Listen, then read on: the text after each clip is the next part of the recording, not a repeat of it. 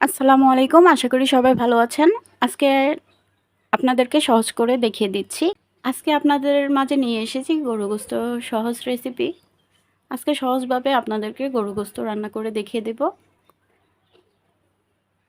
যারা নতুন রাঁধুনি আছেন তারাও এই সহজভাবে গরু গোস্তটা পারফেক্টভাবে রান্না করে শিখে যেতে পারবেন। একদম ঝামেলা ছাড়া এই গরু গোস্ত রান্নাটা দেখিয়ে দিচ্ছি। চলুন তাহলে দেখে নিই কীভাবে আমি গরু গোস্তটা ভুনা করি। একদম ঝামেলা ছাড়া দারুণ স্বাদে এবং পরিবারের সবাই চেটেপুটে খাবে এমন টেস্টিভাবে রান্নাটা করে নেব। চলুন তাহলে দেখে নেন কিভাবে আমি গরু গোস্তটা সহজভাবে রান্না করি। প্রথমে আমি এখানে পেঁয়াজ কুচি দিয়ে দিচ্ছি।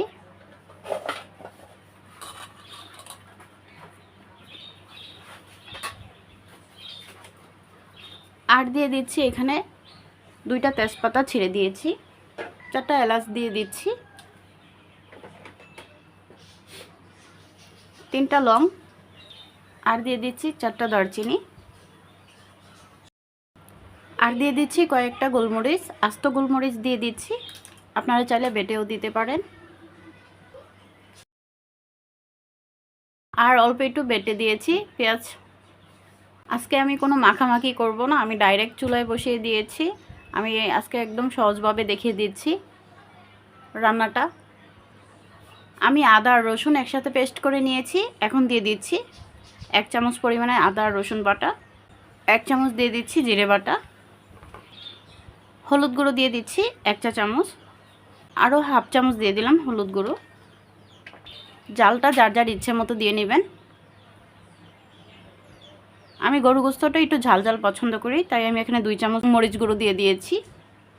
এখন দিয়ে দিচ্ছি স্বাদ মতো লবণ, 1 চা চামচ ধনিয়া গুঁড়ো, আর দিয়ে দিচ্ছি পরিমাণ মতো তেল। ভালো করে নেড়ে চেড়ে দিয়েছি। এখন আমি ঢেকে দিচ্ছি 5 মিনিটের জন্য। 5 মিনিট পর আমি নেড়ে চেড়ে দিচ্ছি। একটু পর পর আমি ঢাকনাটা তুলে নেড়ে চেড়ে দিচ্ছি। আমি ভালো করে কষিয়ে নেব। গোস্ত থেকে যে পানিটা ছেড়েছে সেটা আমি শুকিয়ে নিচ্ছি।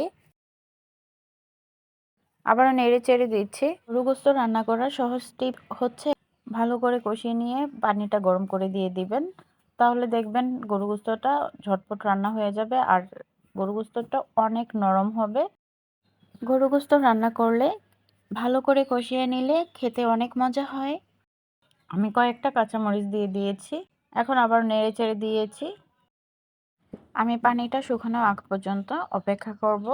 পানিটা শুকিয়ে আসার পর আমি ভালো করে কষিয়ে নেব আবারও। এভাবে করে গরু গোস্তটা অনেক নরম হয় রান্না করলে, আর খাওয়ার স্বাদটা বেড়ে যায় এভাবে করে রান্না করলে।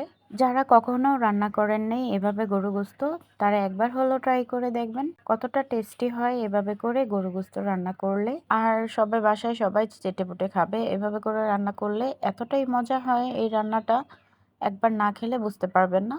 একবার হলেও বাসায় ট্রাই করে দেখবেন কতটা টেস্টি হয়। কম সময়ে ঝটপট রান্না, একদম সহজ উপায়ে আমি দেখিয়ে দিয়েছি। দেখেন কতটা পারফেক্ট হয়েছে, খেতেও দারুণ টেস্ট হয়েছে। একবার হলেও বাসায় ট্রাই করে দেখবেন। আর ভিডিওটি ভালো লেগে থাকলে কমেন্টে জানিয়ে যাবেন। আমার ভিডিও আপনাদের কাছে ভালো লেগে থাকলে লাইক কমেন্ট করে সাথে থাকবেন। চ্যানেলে নতুন হয়ে থাকলে চ্যানেলটি সাবস্ক্রাইব করে পাশে থাকা বেল বাটনটা অন করে দিবেন, যেন নতুন নতুন ভিডিও ছাড়ার সাথে সাথে আপনাদের কাছে নোটিফিকেশন চলে যায়। আর যারা অলরেডি চ্যানেলটা সাবস্ক্রাইব করে দিয়েছেন তাদেরকে অসংখ্য ধন্যবাদ। পুরো ভিডিওটির সাথে থাকার জন্য সবাইকে ধন্যবাদ। Thank you for watching. আল্লাহ হাফেজ।